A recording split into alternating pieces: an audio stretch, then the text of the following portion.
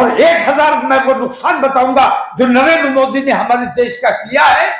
हिंदू समाज को यह सोचना है कि वो देश से प्रेम करते हैं या नरेंद्र मोदी जैसे देश के गद्दारों से प्यार करते हैं।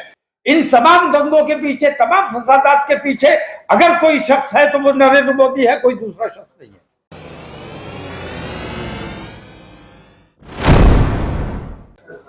मैं समझता हूं कि राजा साहब ने हमारा पूरा मकसद वाज़ेह कर दिया है। अब इसमें कहीं आप लोगों का कोई सवाल हो उसका जवाब दिया जा सकता है। बाकी प्रेस नोट दे दिया गया है और प्राचा साहब ने पूरी तफसील बयान कर दी है।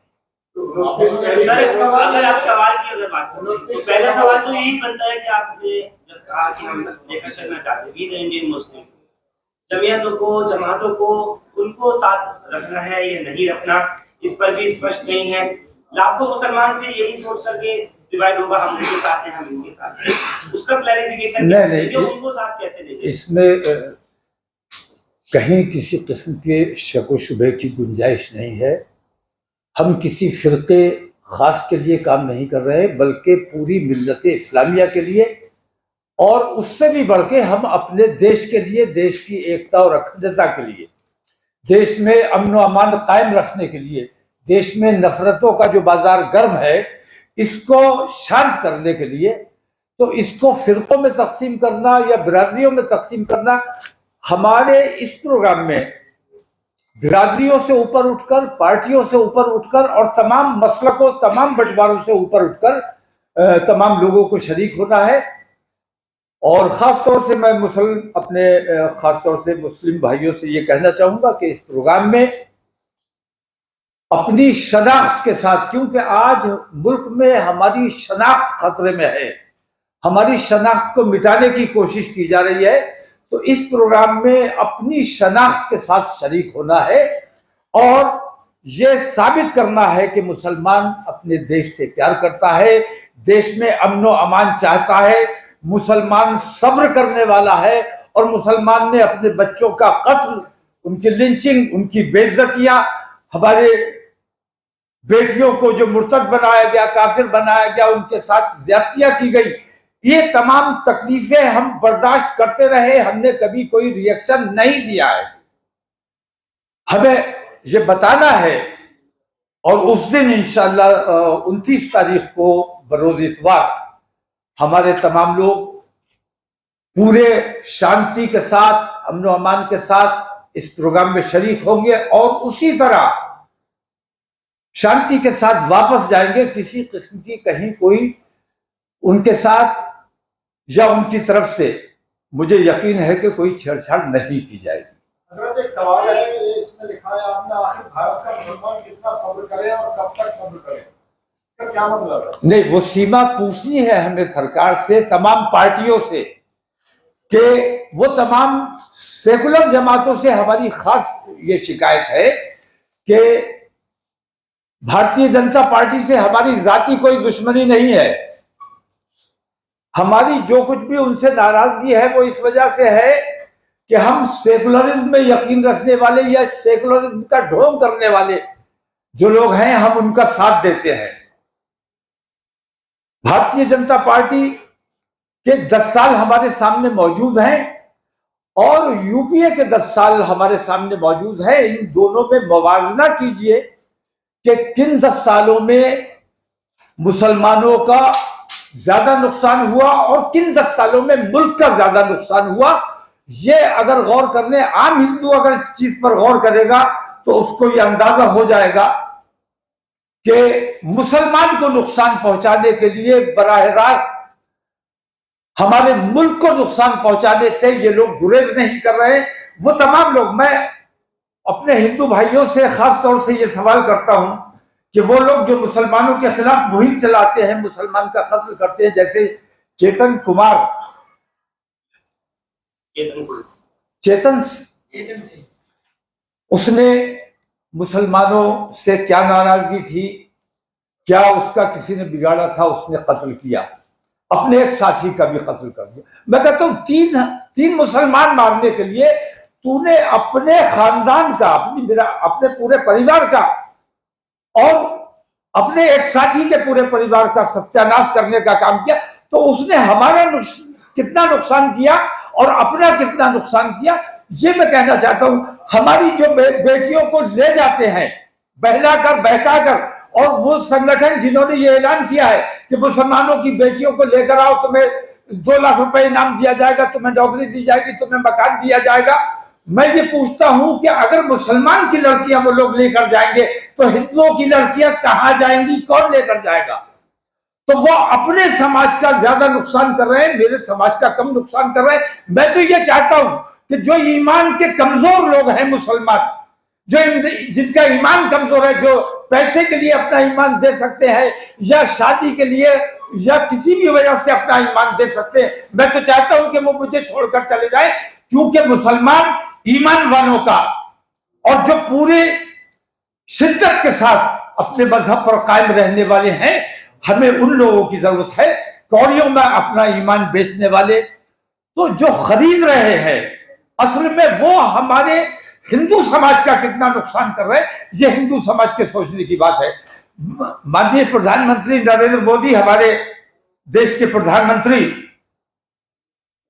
मैं एक छोटी सी मिसाल आपको देता हूं कि यूपीए सरकार में हमें हज सब्सिडी दी जाती थी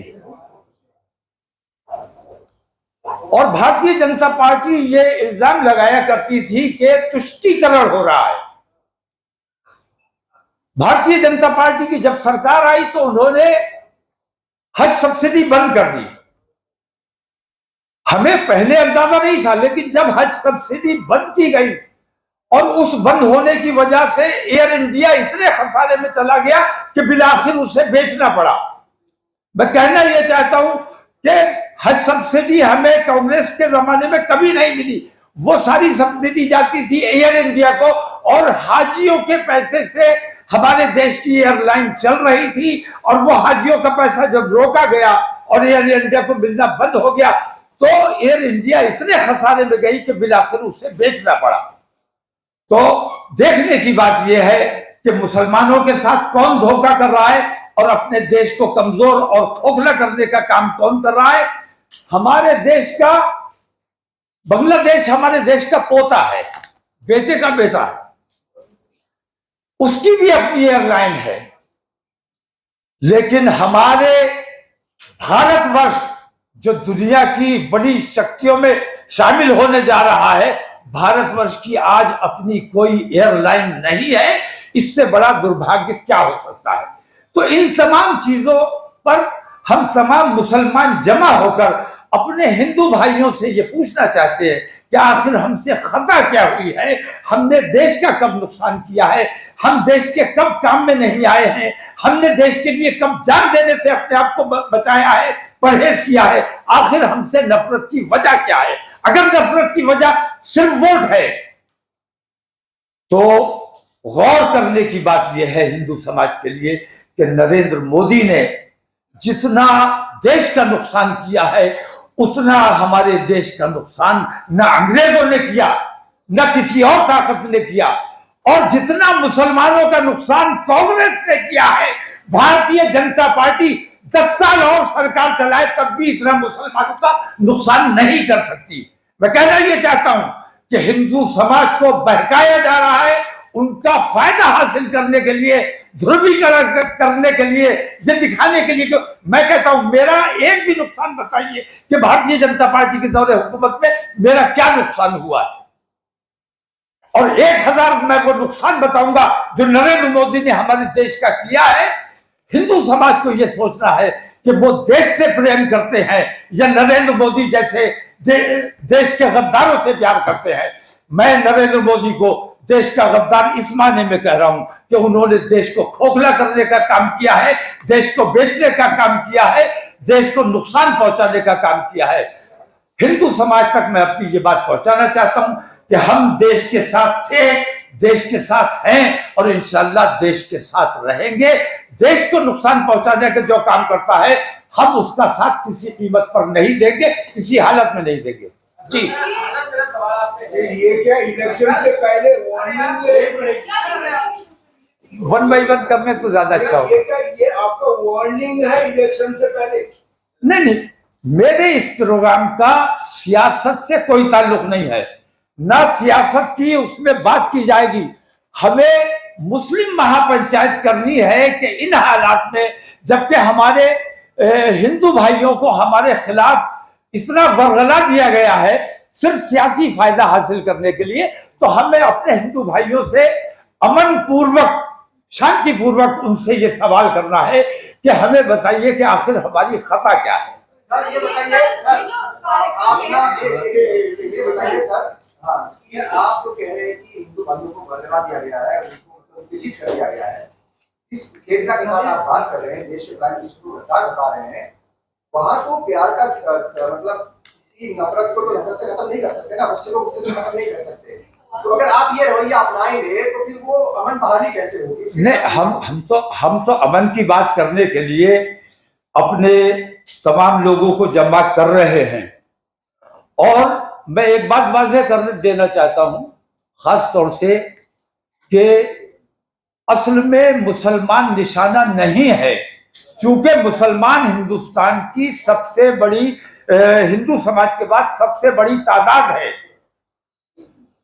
तो उनको नफरत सिखों से भी उतनी ही है, पारसियों से भी उतनी ही है, दलितों से, बैकवर्ड से भी उतनी ही है। ये मनुवादी लोग हैं। मैं ये कहता हूं कि मुसलमानों का उन्होंने टारगेट इसलिए किया हुआ है कि जिस दिन मुसलमान थक गया, अपनी लड़ाई हार गया या अपनी लड़ाई में कमजोर हो गया, तब दलितों को निशाना बनाया जाएगा और बाकी माइनॉरिटीज को निशाना बनाया जाएगा।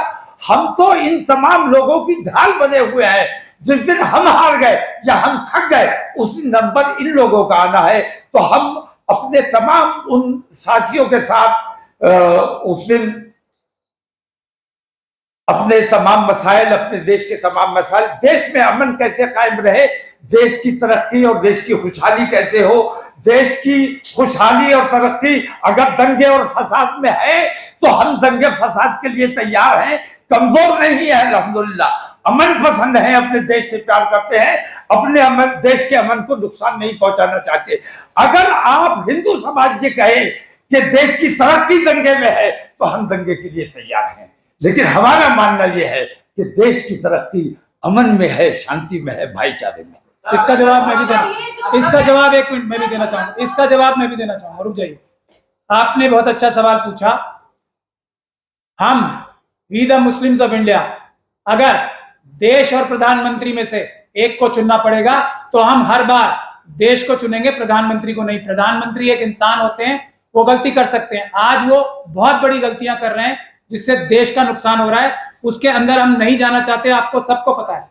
और मुसलमानों को निशाना बना के पूरी इस्लामिक वर्ल्ड की जो 57 कंट्रियां हैं, देश का नुकसान करने के लिए उनसे दुश्मनी करा रहे हैं ताकि पाकिस्तान और चाइना को फायदा पहुंच सके। इसलिए तो हमें देश और मोदी जी में से कभी भी चुनना पड़ेगा, किसी भी प्रधानमंत्री के बीच में से, तो हम हमेशा देश का हित चुनेंगे। ये मुसलमानों का ओपन क्लियर स्टैंड है। ये जो महापंचायत है, एक तो ये सिर्फ एक दिन का प्रोग्राम है क्या? हाँ, एक दिन का। उम्मीद है कहाँ से?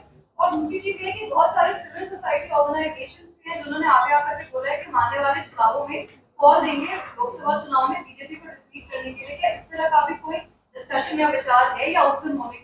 नहीं, हमारा ये प्रोग्राम कतई गैर सियासी है। इसे समाजी कह सकते हैं, मुल्की कह सकते हैं, मुल्क के अमन व अमान की बात करनी है। सियासत की इसमें किसी किस्म की गुफ्तगू नहीं की जाएगी, न कोई सियासी फैसला किया जाएगा।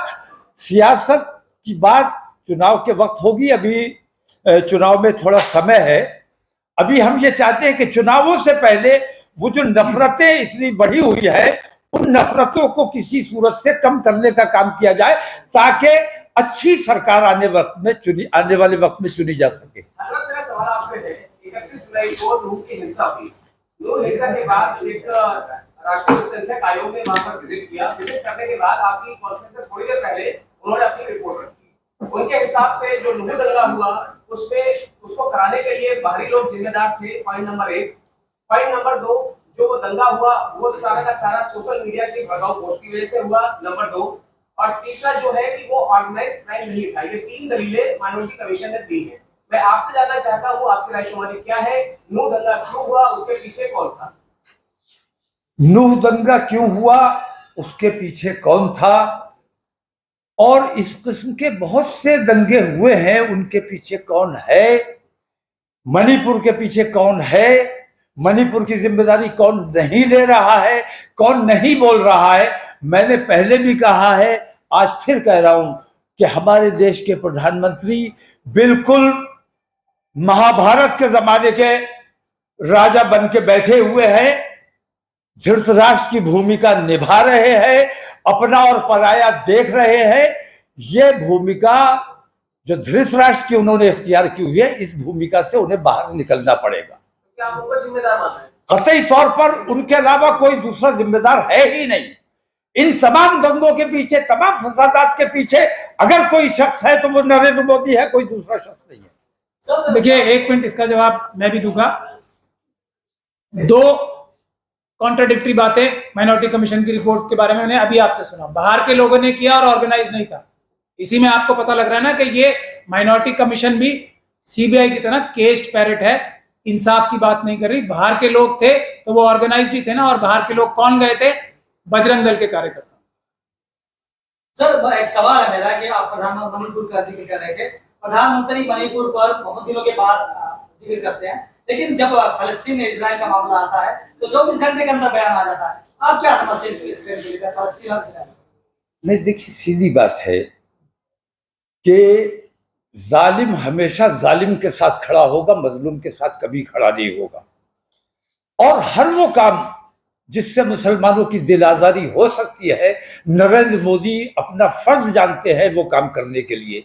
उन्हें एहसास था कि हम इजराइल के साथ अगर खड़े होंगे, इजराइल का आतंकवाद कभी उन्हें नजर नहीं आया, लेकिन मजलूम ने अगर कहीं रिएक्शन दे दिया, जवाब दे दिया, तो वो आतंकवादी हो गया।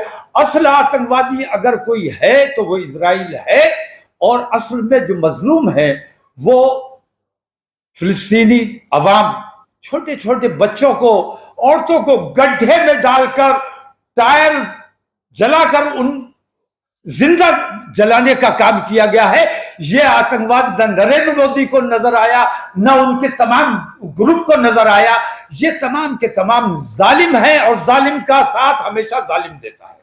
सर, आपने कहा ये प्रोग्राम नॉन पॉलिटिकल है, लेकिन जो मुस्लिम पॉलिटिकल लोग हैं वो आपका प्लेटफॉर्म साझा करना चाहते हैं।